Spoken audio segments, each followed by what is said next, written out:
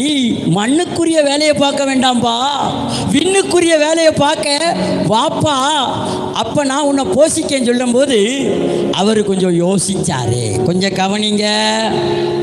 அப்போ என்ன பண்ணாரு? யோசிச்சார். அப்போ யோசிக்கும் போது என்ன பண்ணார்? வீட்டுக்கு வந்தால் வீட்டில் என்ன இல்லை? எண்ணெய் இல்லை. ஹல்லேலூயா. எண்ணெய் வைக்கிறதுக்கு, கஞ்சி காய்க்கு எண்ணெய் இல்லை.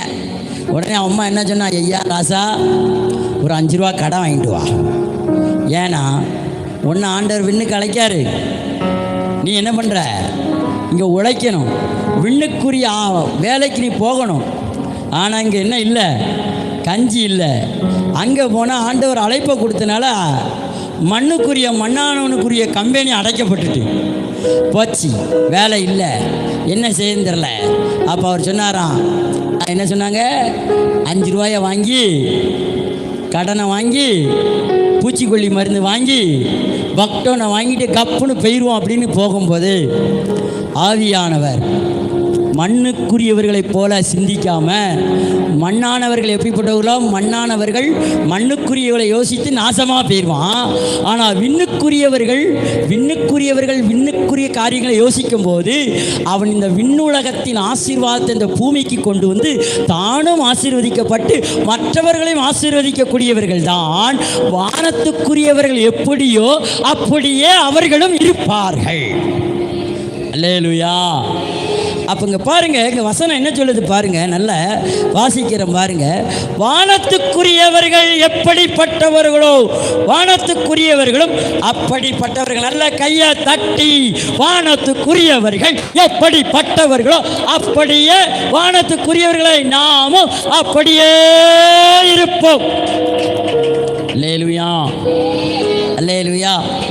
இந்த ஐயாவுடைய காரியத்தை உங்களுக்கு சொல்லுவதுக்கு காரணம் என்ன அப்படின்னா, வெறும் 3 ரூபா 50 பைசாக்கு மூட்டை தூக்குன ஆள் மண்ணுக்குரிய வேலையை விட்டுட்டு விண்ணுக்குரிய வேலைக்கு வருவதற்கு முன்பு 10 மடங்கு ஆசீர்வதிக்கப்பட்டார். அல்லேலூயா. போய் ஜெபிக்காரு. ஜெபிக்கும் போது, ஐயா எனக்கு ஒரு 3 ரூபா 50 பைசா தான், ஏன்னா இன்னைக்கு நைட்டு கம்பெனி அடைச்சாச்சு, இனி என்கிட்ட என்ன கிடையாது. 5 ரூபாலாம் கடன் வாங்க அந்த மனுஷனுக்கு விரும்பலை. அதான் சொல்ல, கடன் வாங்கிறதுக்கு ஓடாத அந்த மனிதனை போல ஆண்டோடைய சமூகத்தில் விண்ணை நோக்கி பார். அல்லேலூயா.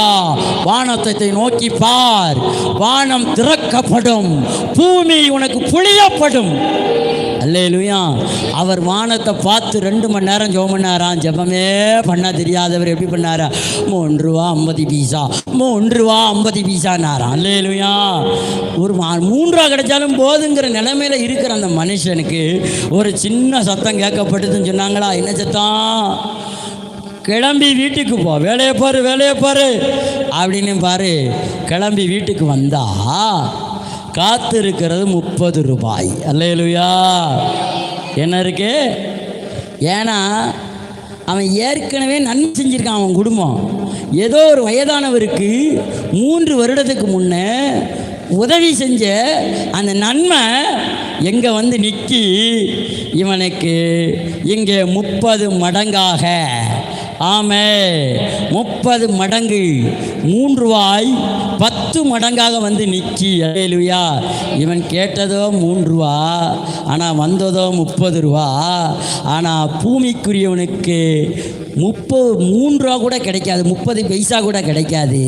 ஆனால் வானுக்குரியவன் எப்படிப்பட்டவன்னா, அவன் கேட்டாம்னா 1 ரூபா கேட்டாம்னா அவனுக்கு 1 லட்ச ரூபாயை கொடுப்பதற்கு விதைக்கிறவனுக்கு விதையையும் புசிக்கிறவனுக்கு ஆகாரத்தையும் கொடுப்பது எப்படியோ அப்படியே இயேசு நமக்கு இன்னைக்கு கொடுக்கிற வார்த்தை என்னன்னா, வானுக்குரியவர்கள் எப்படியோ அப்படியே நீங்களும் நானும் இருப்போம்.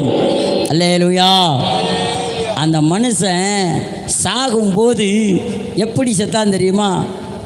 ஒரு 3 ரூபாய்க்கு வேலை பார்த்த மனுஷன் 3,000 ரூபாய்க்கு வேலை பார்த்து கஞ்சி குடித்த மனுஷன் அன்னைக்கு 5 ரூபா கடன் வாங்கி மறிச்சு போகணும்னு நினச்சவன், மண்ணுக்குரியவனை போல சிந்திச்சவன் கடைசி நேரத்தில் விண்ணுக்குரியவனை போல வானத்துக்குரியவனை போல சிந்திச்சபடினால வானத்தின் மேன்மை அவனை என்னவா வச்சுது